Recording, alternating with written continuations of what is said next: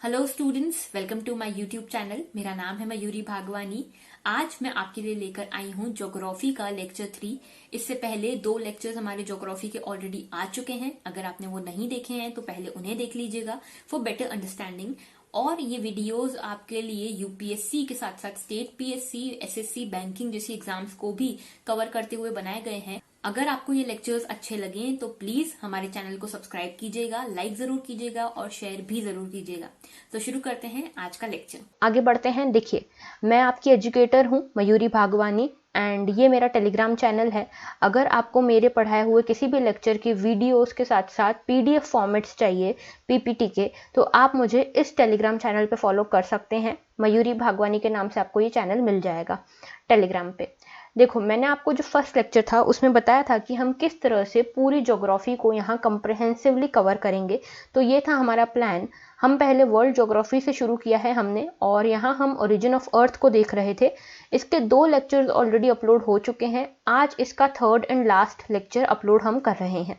ठीक है, तो देखिए यहाँ पे हम पढ़ेंगे कौन कौन से टॉपिक्स को। यहाँ हम बेसिक्स ऑफ अर्थ देखने वाले हैं, ठीक है, जिसमें latitude, longitude and motions of earth के कुछ पार्ट्स हम यहाँ देखेंगे। इसके साथ हम इक्लिप्स वगैरह वाली चीज़ें भी देखेंगे। तो यहाँ हम बेसिकली पूरा जो अर्थ का बेसिक्स है, ज्योग्राफी के बेसिक्स हैं, उनको समझेंगे। तो देखिए, सबसे पहले यहाँ हम लैटिट्यूड एंड लॉन्गिट्यूड को पढ़ रहे हैं। लैटिट्यूड एंड लॉन्गिट्यूड, देखो ये दोनों चीज़ें क्या हैं, आपने बचपन में पढ़ा ही होगा। जैसे ये अर्थ है, तो अर्थ पे अगर मुझे कोई भी पोजीशन को लोकेट करना है, सपोज यहाँ पे मुझे कोई पोजीशन को लोकेट करना है, तो मैं कैसे करूँगी? मुझे उसके लिए कुछ कोऑर्डिनेट्स चाहिए। आपने बचपन में ग्राफ्स पढ़े होंगे, एक्स कोऑर्डिनेट, वाई कोऑर्डिनेट आपने पढ़ा होगा। तो उस ग्राफ्स में जो एक्स एंड वाई कोऑर्डिनेट्स होते थे, उसकी मदद से अपन किसी भी पॉइंट को वहाँ पे लोकेट करते थे। तो सिमिलरली यहाँ पे भी ऐसा ही होगा। लैटिट्यूड एंड लॉन्गिट्यूड और कुछ नहीं है, इमेजिनरी लाइंस हैं जिससे कि हम किसी भी प्लेस को अर्थ पे लोकेट कर सकते हैं। अब लैटिट्यूड क्या है, लॉन्गिट्यूड क्या है? देखो, हैं दोनों इमेजिनरी लाइंस ही, ठीक है। आपको ये कहीं भी एक्चुअल में नहीं दिखेंगी, प्रैक्टिकलिटी या रियल में नहीं दिखेंगी। ये इमेजिनरी लाइंस हैं जो कोऑर्डिनेट्स डिसाइड करती हैं किसी भी प्लेस के।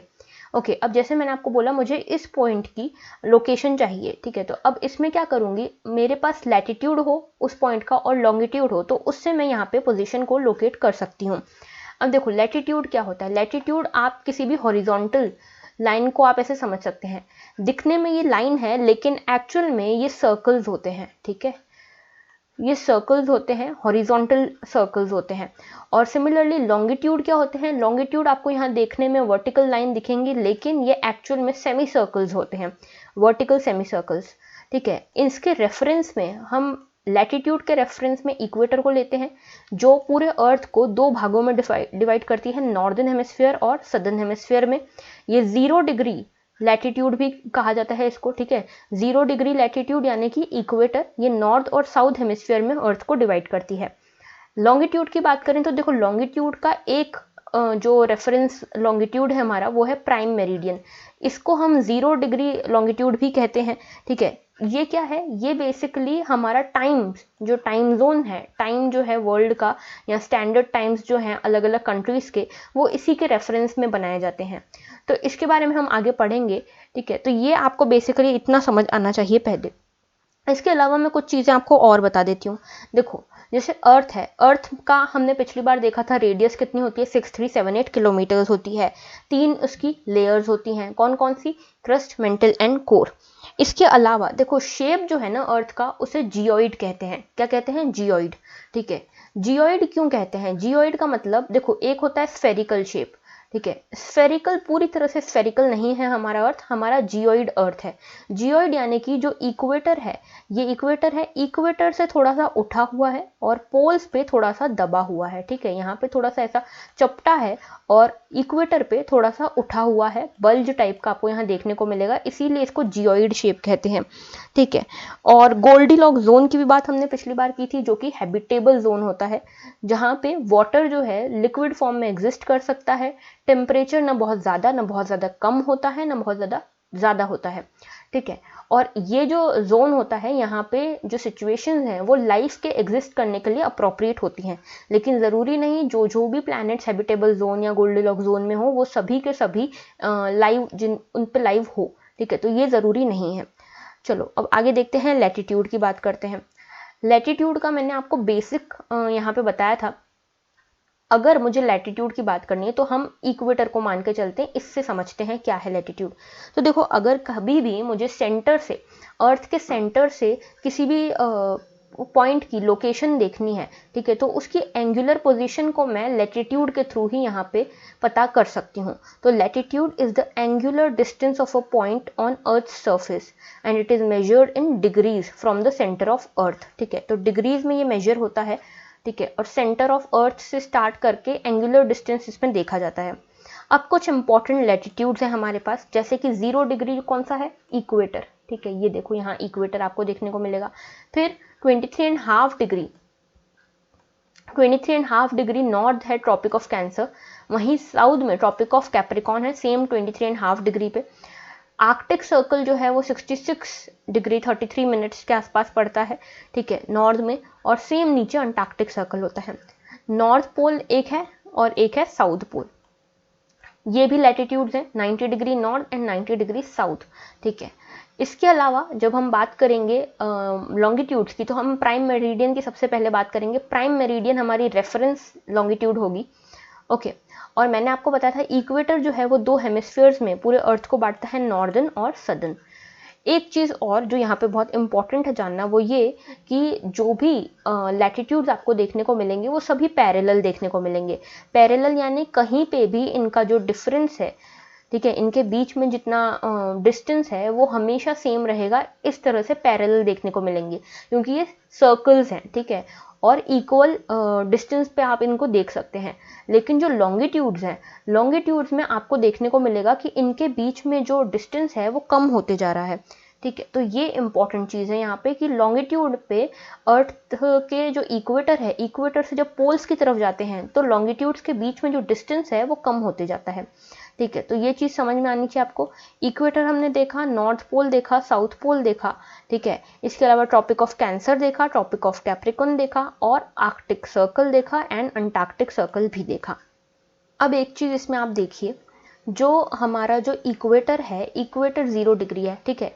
जो अलग अलग लैटिट्यूड्स यहाँ बनते हैं वो 1-1 डिग्री के डिफरेंस पे बनाए जाते हैं, ठीक है। अब 1 डिग्री का सपोज ये 1 डिग्री नॉर्थ का लैटिट्यूड है, तो 1 डिग्री नॉर्थ और 0 डिग्री के बीच में कितना डिस्टेंस होता है, ठीक है। ये जो पैरेलल है मैंने आपको बताया, तो इनके बीच में एक कांस्टेंट डिस्टेंस होगा, तो ये होता है लगभग 111 किलोमीटर, ठीक है।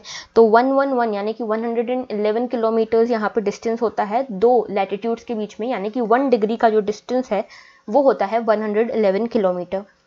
अब देखो यहाँ पे कुछ चीज़ें और हैं जो इम्पॉर्टेंट है हमारे एग्जाम पर्सपेक्टिव से, वो क्या क्या है। सबसे पहले हमने जितने भी यहाँ पे लैटिट्यूड्स की बात की, specially tropic of Cancer, tropic of Capricorn और इक्वेटर, इन तीनों जो लैटिट्यूड्स हैं, इन तीनों से गुजरने वाली, यानी कि इक्वेटर कौन कौन सी कंट्रीज से गुजरता है ये आपको पता होना चाहिए।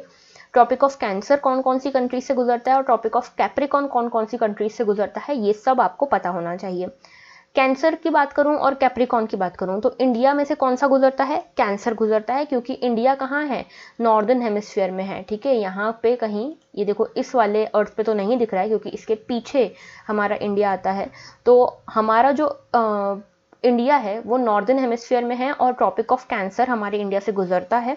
कौन कौन से स्टेट से गुजरता है ये भी आपको पता होना चाहिए। तो देखो सबसे पहले मैं आपको इक्वेटर का मैं बता देती हूँ। ट्रॉपिक ऑफ कैंसर और ट्रॉपिक ऑफ कैप्रिकॉर्न कौन कौन सी कंट्रीज से गुजरते हैं ये आप मुझे कमेंट सेक्शन में बताएंगे, और आप बताएंगे ज़रूर क्योंकि आपके लिए ही ये हेल्पफुल होगा। तो देखिए इक्वेटर की बात करें तो सबसे पहले अगर साउथ अमेरिका की बात करें, ये वाले कॉन्टिनेंट की, तो यहाँ से कहाँ कहाँ से निकलता है, इसको आप याद कर सकते हैं ECB के नाम से, ठीक है। इक्वेडोर, कोलंबिया एंड ब्राज़ील, इन तीनों कंट्रीज से ये निकलता है। उसके बाद अफ्रीका की बात करें तो अफ्रीका में साओ टोम एंड प्रिंसिपे, उसके बाद Gabon, Congo, democratic Republic of Congo, Uganda, Kenya and Somalia, in countries से ये निकलता है। उसके बाद एशिया की बात करें तो 3 कंट्रीज से ये निकलता है, मालदीव्स, इंडोनेशिया एंड किरिबाती, ठीक है। इन तीनों कंट्रीज से इक्वेटर निकलता है। कौन कौन सी, मालदीव्स, इंडोनेशिया एंड किरिबाती। अब देखो सेम आप मुझे टॉपिक ऑफ कैंसर और टॉपिक ऑफ कैप्रिकॉर्न के लिए भी बताएंगे। एक चीज़ मैं आपको यहाँ बता देती हूँ, tropic of Capricorn tropic of Cancer जो इंडिया से गुजरता है वो इंडिया के कौन कौन से स्टेट से गुजरता है। तो देखो मेनली इंडिया के 8 स्टेट से ये गुजरता है।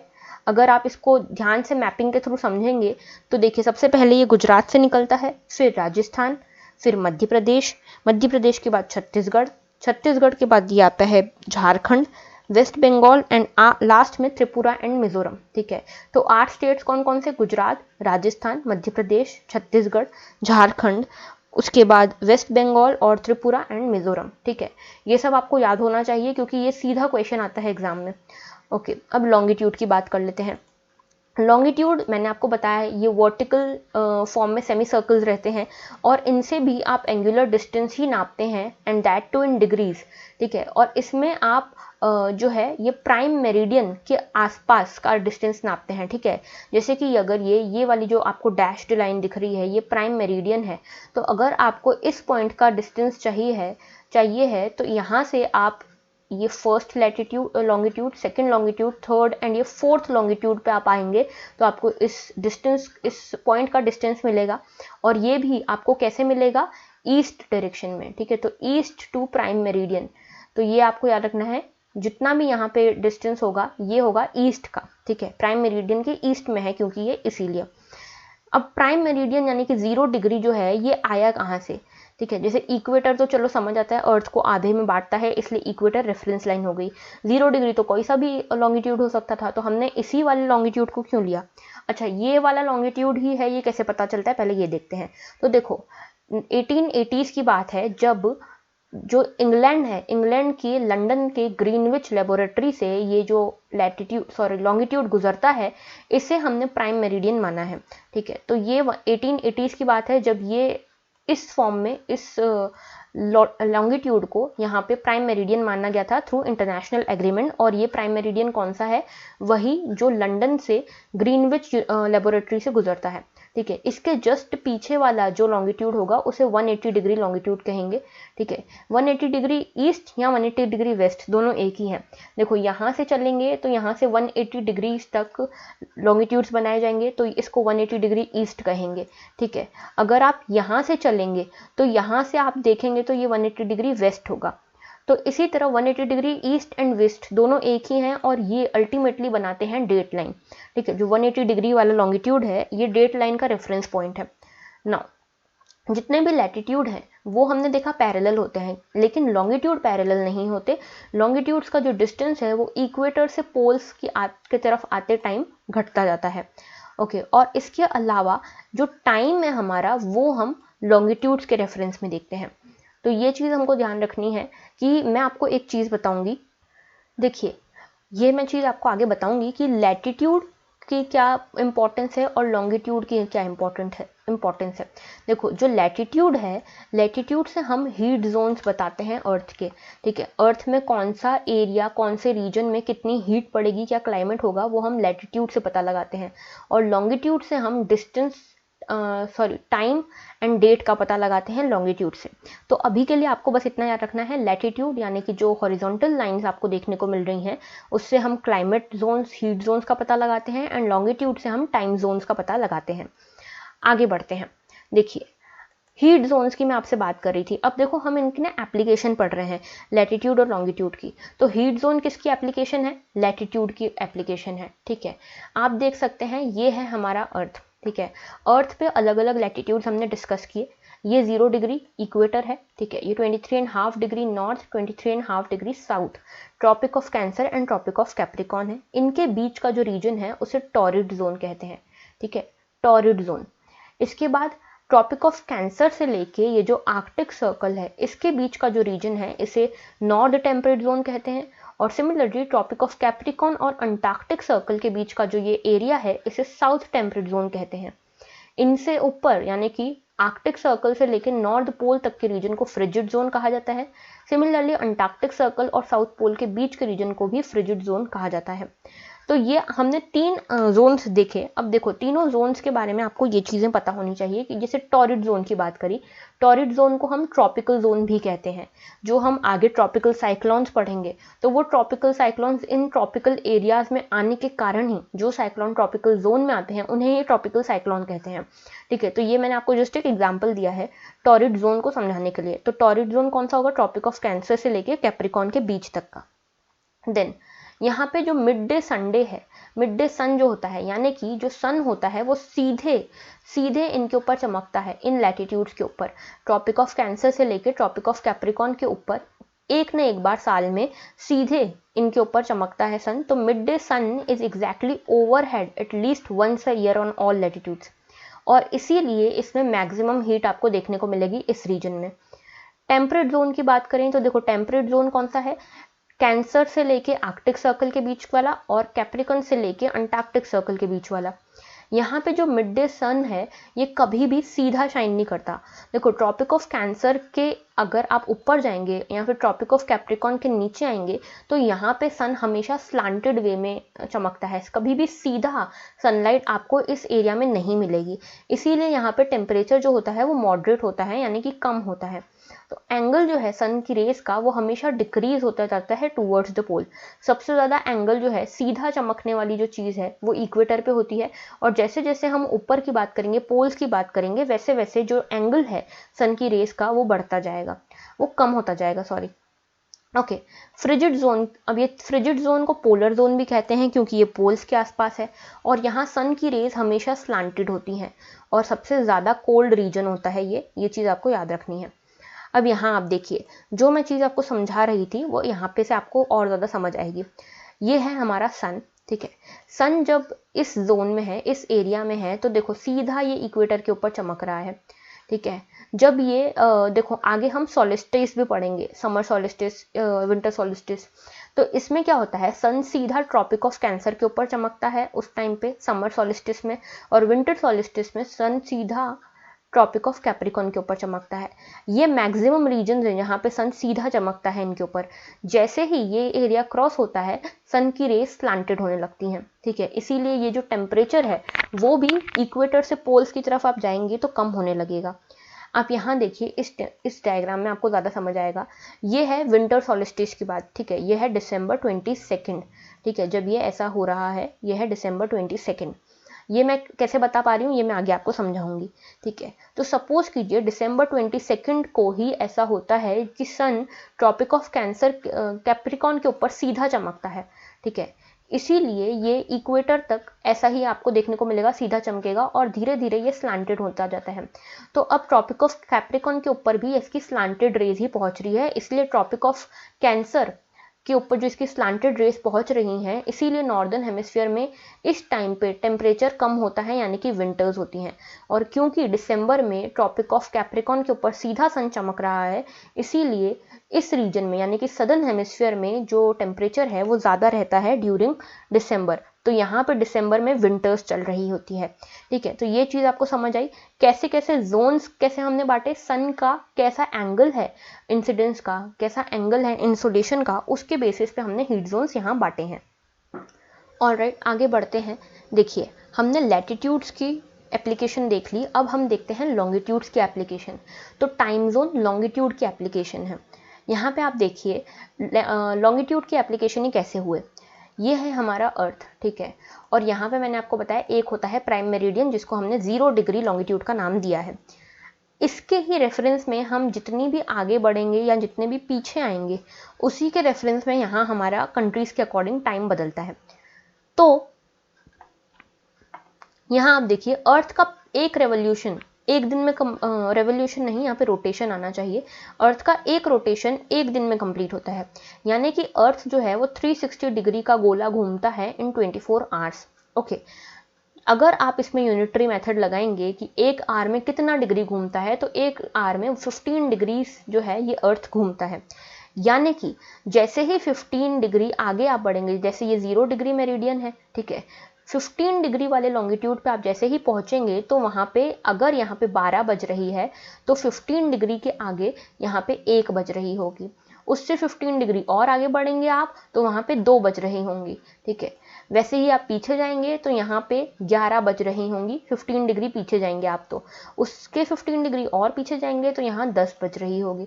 तो इस तरह से ये काम करता है, ठीक है। तो अर्थ जो है ये वेस्ट टू ईस्ट रोटेट करता है, हमेशा याद रखना, वेस्ट टू ईस्ट यानी कि एंटी क्लॉकवाइज ये रोटेट करता है।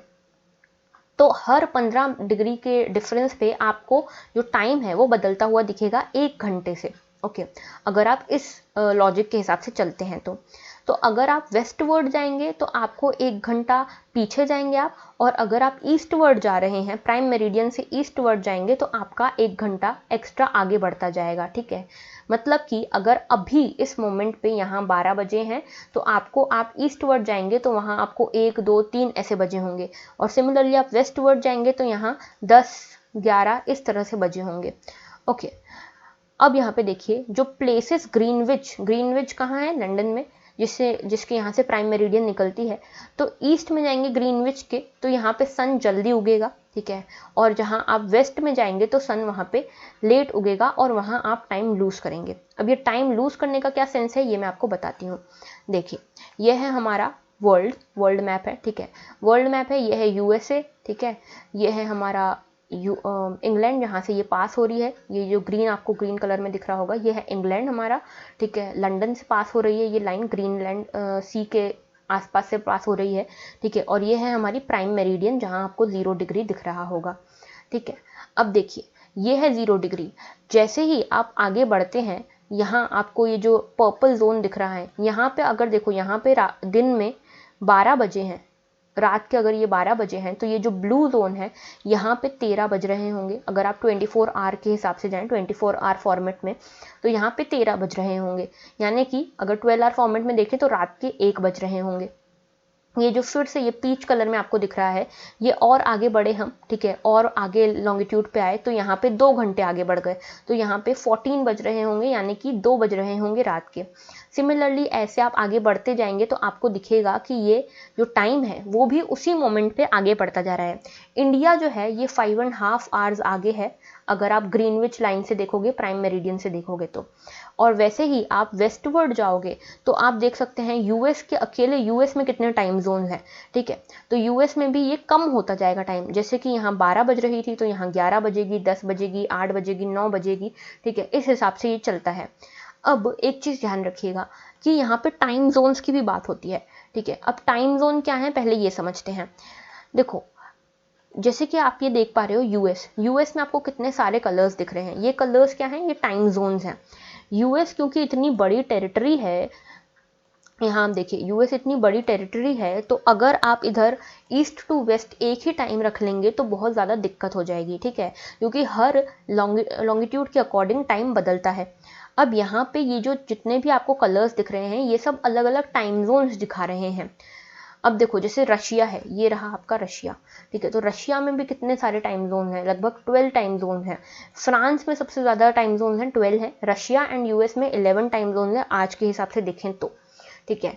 अब ये टाइम जोन्स क्यों इंपॉर्टेंट है, कैसे इंपॉर्टेंट है, ये हम आगे समझेंगे, पर ये आपको समझ आना चाहिए कि आप जैसे ही यहाँ बढ़ेंगे ईस्टवर्ड तो आपका जो टाइम है उसी मोमेंट पे टाइम बढ़ता जाएगा, और आप इधर बढ़ेंगे वेस्टवर्ड तो आपका टाइम कम होता जाएगा, ओके। इसके बाद ये आप देख सकते हैं, मैंने आपको बताया था 0 डिग्री के जस्ट अपोजिट 180 डिग्री पे आपको दिखेगी 180 डिग्री वाली लाइन लॉन्गिट्यूड, वो हमारी डेट लाइन होगी, ठीक है। इसके बारे में हम आगे और देखेंगे। ये हमारी डेट लाइन है, आप देख सकते हैं ये एक लॉन्गिट्यूड, सीधा लॉन्गिट्यूड जो है 180 डिग्री वाला, उसको डेट लाइन नहीं बनाया हमने, उसमें कुछ मॉडिफिकेशंस किए हैं, जिगजैग पैटर्न में आपको ये जो डेट लाइन है वो दिखेगी, ठीक है। अब देखो मैं आपसे टाइम जोन्स की बात करी थी, सबसे पहले हम इंडियन स्टैंडर्ड टाइम को समझते हैं। ये देखो हमारा, ये है हमारा भारत, और आप इसके लॉन्गिट्यूड्स एंड लैटिट्यूड्स देखो, ये है हमारा 37 डिग्री 6 मिनट्स से नॉर्थ में इसका एक लैटिट्यूड है, और ये है हमारा लास्ट पॉइंट, ठीक है, 6 डिग्री 45 मिनट्स नॉर्थ, इतना है हमारा लैटिट्यूडनल एक्सटेंट, ठीक है। फिर हम ये बात करें, सॉरी लैटिट्यूडनल एक्सटेंट सही बोला मैंने, ठीक है, 68 डिग्री 7 ईस्ट से लेकर 97 डिग्री 25 ईस्ट, ये है हमारा लॉन्गिट्यूडनल एक्सटेंट, ठीक है, क्योंकि दो लॉन्गिट्यूड्स के बीच का डिफरेंस लॉन्गिट्यूडनल एक्सटेंट हो गया। अब इसके बीच में लगभग 30 डिग्री का डिफरेंस है, ठीक है, 30 डिग्री, मैंने आपको बताया था 15 डिग्री का डिफरेंस होता है तो 1 घंटे का डिफरेंस आ जाता है उसमें, अगर मैथमेटिकली आप देखने जाएंगे तो 15 डिग्री के डिफरेंस पे 1 घंटे का डिफरेंस आ जाता है, तो यहाँ 30 डिग्री के डिफरेंस पे 2 घंटे का डिफरेंस आ जाना चाहिए। यानी कि अगर गुजरात में सुबह के 7 बजे हैं तो आप जोग्राफिकली देखें तो यहाँ आसाम में उस हिसाब से यहाँ 9 बज रहे होंगे, 9 बजे के हिसाब का क्लाइमेट हो जाएगा, ठीक है। तो इसीलिए कई बार ऐसी डिमांड्स हुई हैं इंडिया में भी, अभी 2018-19 में भी ये डिमांड बहुत ज़्यादा पीक पे थी, क्योंकि तब भी ये बहुत सारी रिसर्च इंस्टीट्यूट्स ने कहा था कि हमें 2 टाइम जोन्स की ज़रूरत है, लेकिन इंडिया में अभी एक ही टाइम जोन है, और वो जो टाइम जोन है वो इस लॉन्गिट्यूड पे बेस्ड है, 82 डिग्री 50 मिनट्स। तो 82 डिग्री 82.5 डिग्री जो है, देखो ये जो 5 डिग्री लिखा है ना, 0.5 डिग्री, ये बेसिकली क्या है, 30 मिनट्स को शो करता है। मैंने आपको बताया डिग्रीज में आते हैं लॉन्गिट्यूड्स, ठीक है, तो लॉन्गिट्यूड्स जो डिग्रीज में आते हैं उनकी सब यूनिट होती है मिनट्स।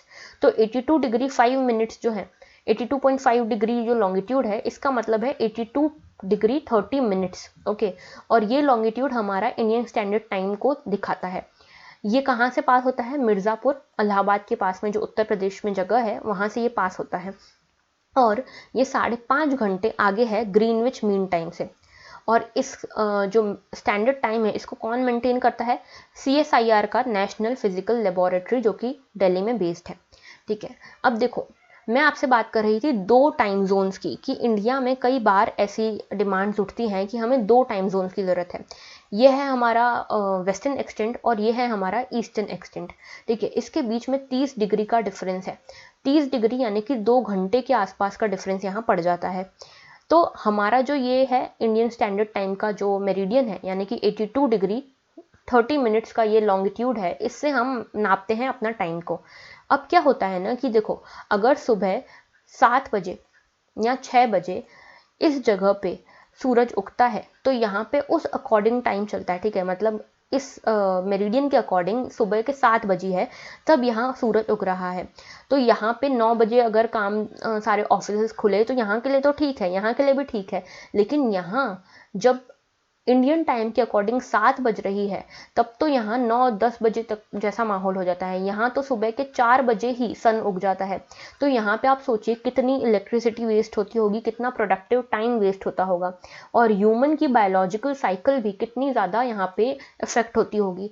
इसीलिए जो NPL है, नेशनल फिजिकल लेबोरेटरी जो है, उनका मानना था कि हमें 2 टाइम जोन्स की ज़रूरत है, और उन्होंने एक और टाइम जोन की बात की, एक और मेरिडियन की बात की, वो थी 89 डिग्री 52 ईस्ट, ठीक है।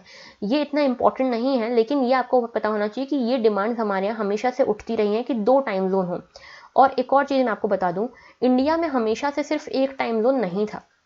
ड्यूरिंग ब्रिटिशर्स 1900s के टाइम पे हमारे पास 2 टाइम जोन हुआ करते थे, और जो आसाम वाला रीजन है, ये नॉर्थ ईस्ट वाला रीजन है, यहाँ पे चाय बागान टाइम चलता था, ठीक है। चाय बागान टाइम यानी कि इनके लिए एक अलग टाइम जोन हुआ करता था नॉर्थ ईस्ट के लिए, सो दैट यहाँ की प्रोडक्टिविटी मेंटेन रहे। तो वापस से वही डिमांड उठ रही हैं कि हमें भी चाय बागान जैसा वापस से वैसा ही टाइम जोन वाली चीज़ चाहिए।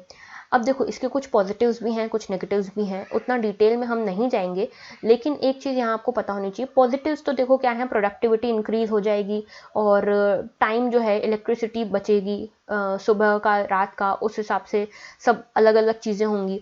क्राइम्स कम होंगे, क्योंकि देखो विमेन जो हैं उनको ऑफिस में काम करना पड़ता है नॉर्थ ईस्ट में रात होने तक, ठीक है, आफ्टर सनसेट भी। जैसे 7 बजे तक अगर काम चल रहा है ऑफिस का, तो यहाँ तो तब तक भी शाम होती है, ठीक है, यहाँ पे सन तब तक भी रहता है, लेकिन यहाँ पे रात के 9 बजे जैसा माहौल हो जाता है। अगर आप नॉर्थ इंडिया की बात करेंगे तो हमारे यहाँ सन जो है लगभग 6:30 के आसपास अस्त होता है, इनके यहाँ सन जो है वो 4-4:30 बजे ही अस्त हो जाता है शाम को, ठीक है। तो ये चीज़ें पूरी चीज़ें हैं। अब इसके नेगेटिव्स भी हैं, अगर 2 टाइम जोन हो जाते हैं तो कोऑर्डिनेट करना बहुत डिफिकल्ट हो जाएगा, जैसे कि रेलवेज़ को कोऑर्डिनेट करना बहुत डिफिकल्ट हो जाएगा, ऑफिस टाइमिंग, बैंक्स की टाइमिंग को कोऑर्डिनेट करना बहुत डिफिकल्ट हो जाएगा, ठीक है। अब देखिए, इंटरनेशनल डेट लाइन की बात करते हैं, ये भी लॉन्गिट्यूड्स का ही एप्लीकेशन है। मैंने आपको बताया था जो 0 डिग्री प्राइम मेरिडियन है उसके जस्ट अपोजिट वाला लॉन्गिट्यूड जो है 180 डिग्री वाला, उसी के रेफरेंस में इंटरनेशनल डेट लाइन बनाई गई है। ये आप देख सकते हैं नॉर्थ पोल है, यहाँ से ये डेट लाइन शुरू हो रही है, ये जिगजैग पैटर्न में है। और ये साउथ पोल तक खत्म हो रही है, 180th मेरिडियन इसको कहते हैं। और ये जिगजैग पैटर्न में क्यों है, सीधी क्यों नहीं है, इक्वेटर भी सीधा है, प्राइम मेरिडियन भी सीधी है, फिर ये डेट लाइन सीधी क्यों नहीं है? ये इसीलिए कि कुछ कंट्रीज इधर बीच में आती हैं, कुछ आइलैंड्स आते हैं, अगर उनको हम सीधी लाइन से बांट देते तो वहाँ पे डेट एंड टाइम का बहुत कन्फ्यूजन हो जाता। क्योंकि कई बार क्या होता है ना कि आइलैंड इधर है और बिलोंग करता है अमेरिका से, तो अब अगर ये सीधी लाइन कट जाती तो उस हिसाब से क्या होता, अमेरिका में कुछ टाइम कुछ डेट हो रहा है और इस आइलैंड पे कुछ टाइम कुछ डेट हो रहा है। तो इस कन्फ्यूजन से बचने के लिए हमने ये जिगजैग पैटर्न अपनाया है। तो देखो यहाँ पे ये इंटरनेशनल डेट लाइन वो लाइन है जहाँ पे डेट चेंज हो जाती है एग्जैक्टली बाय 1 डे। ओके, अगर कोई ट्रैवलर जो है वो ईस्ट टू वेस्ट जाता है, देखिए ये है हमारी लाइन, ठीक है, यहाँ पे ये हो गया ईस्ट, ठीक है, ये हो गया वेस्ट। तो ईस्ट टू वेस्ट यानी कि इस डायरेक्शन में अगर कोई जाएगा तो वहाँ पे वो एक दिन खो देगा, ठीक है। और यहाँ पे क्यों ऐसा, क्योंकि मान लो मैं यहाँ खड़ी हूँ, ठीक है, आज है 1 तारीख, ठीक है, अगर मैं यहाँ जाती हूँ तो यहाँ पे ऑटोमेटिकली 2 तारीख हो जाएगी, ठीक है, मतलब मैंने अपना एक दिन तो खो दिया ना, यहाँ पे एक दिन मेरा लूज हो गया। अगर सिमिलरली मैं यहाँ जाती हूँ, ठीक है, तो यहाँ पे होगी कितनी 30 या 31 तारीख, ठीक है, तो यहाँ पे मैंने एक दिन ऐड कर लिया, एक दिन मुझे एक्स्ट्रा मिल गया, डेट एक पीछे हो गई लेकिन एक दिन मुझे एक्स्ट्रा मिल गया, आप ऐसे समझिए। तो जैसे ही आप ईस्ट टू वेस्ट जाएंगे आप एक दिन खो देंगे, लूज कर देंगे, और वैसे ही वेस्ट टू ईस्ट जाएंगे तो आप एक दिन गेन कर लेंगे। अब ये जो इंटरनेशनल डेट लाइन है कहाँ कहाँ पे जिगजैग पैटर्न बनाती है वो इंपॉर्टेंट है, ठीक है। जैसे कि एक तो ये है एल्यूशियन आइलैंड्स, यहाँ बेरिंग स्ट्रेट भी आता है, ठीक है, ये अमेरिका और रशिया को अलग करता है, यूएस और रशिया को अलग करता है, यूएस और एशिया के कॉन्टिनेंट जो नॉर्थ अमेरिका और एशिया का कॉन्टिनेंट है उसको भी अलग करता है बेरिंग स्ट्रेट, ठीक है। तो एक तो यहाँ ये मुड़ता है, उसके बाद यहाँ ये मुड़ता है, यहाँ पे टोंगा और फिजी ये सारे छोटे छोटे आइलैंड्स हैं, ठीक है, यहाँ पे एक बार मुड़ता है, और भी कई सारी जगह मुड़ता है, ये आप देखिएगा।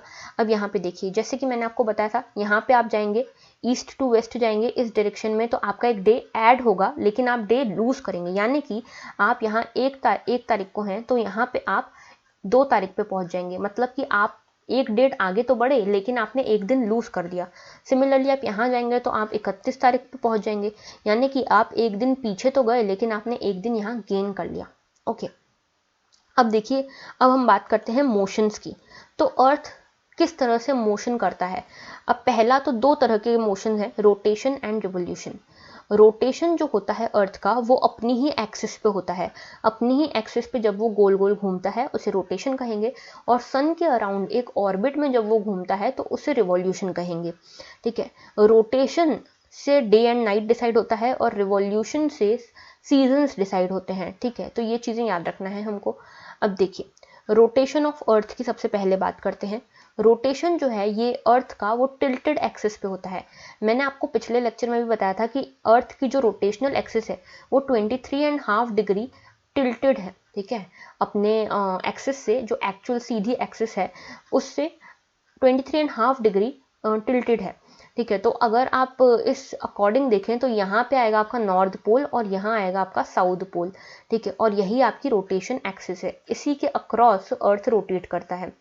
सिमिलरली अब इसी के अक्रॉस आपको देखना पड़ेगा तो इस हिसाब से ये इक्वेटर होगा आपका, ठीक है, और ये जो है ये प्लेन ऑफ इक्लिप्टिक जो है उससे 66.5 डिग्री का एंगल बनाएगा ये, ठीक है। जो अर्थ है मैंने आपको बताया वेस्ट टू ईस्ट रोटेट करता है, यानी कि एंटी क्लॉकवाइज रोटेट करता है, और डेज एंड नाइट्स जो हैं वो इसी के कारण, इसी रोटेशन के कारण होते हैं। वो कैसे, ये मैं बताती हूँ आपको। देखिए यहाँ पे आप देख पा रहे हैं ये जो एरिया लाइट में आपको दिख रहा है इसको बोलते हैं सर्कल ऑफ इल्यूमिनेशन। ये एरिया जो है ये सर्कल ऑफ इल्यूमिनेशन में है। अब देखिए, जब सन की सीधी लाइट इस वाले रीजन पे पड़ रही है तो यहाँ पे डे है, पीछे वाले एरिया में नाइट है। उल्टा होगा, जब थोड़ी देर बाद रोटेट होगा उस हिसाब से डे एंड नाइट चेंज होते रहेंगे। ये चीज़ आपको समझनी है, इससे ज़्यादा यहाँ समझने को कुछ ज़्यादा है नहीं, ठीक है।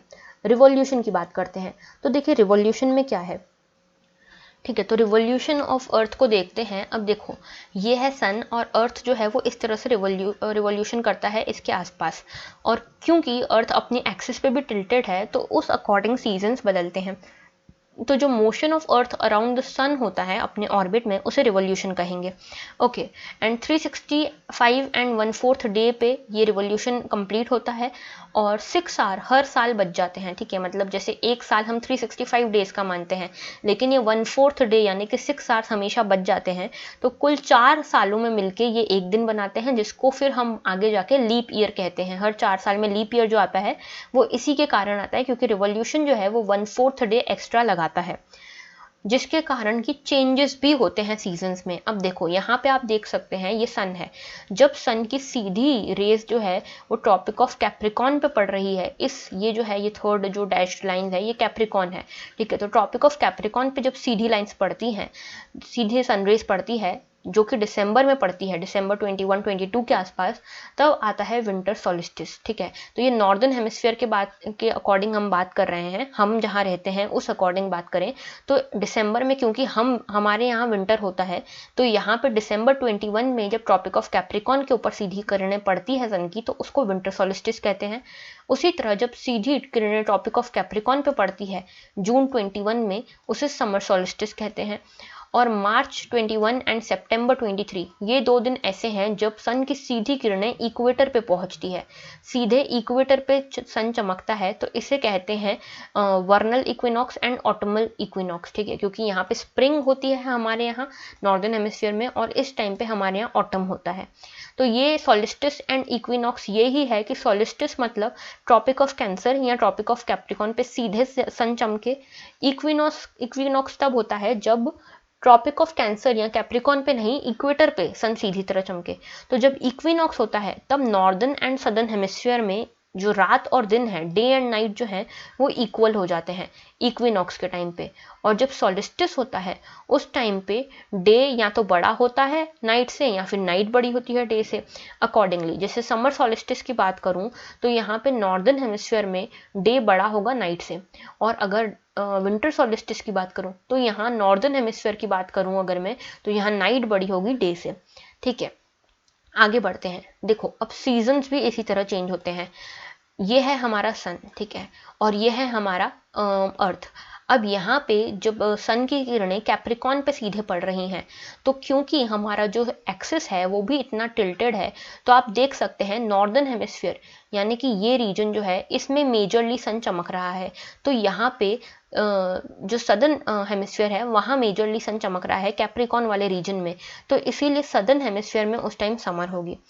आप यहाँ देखिए अब, ठीक है, यहाँ पे ट्रॉपिक ऑफ कैप्रिकॉन पे सीधा चमक रहा है, तो आप इक्वेटर के हिसाब से अगर अर्थ को बांटने गए तो जो ज़्यादा सन की गर्मी है, सन की किरणें हैं, वो नॉर्दर्न हेमिस्फीयर तक पहुँच रही है।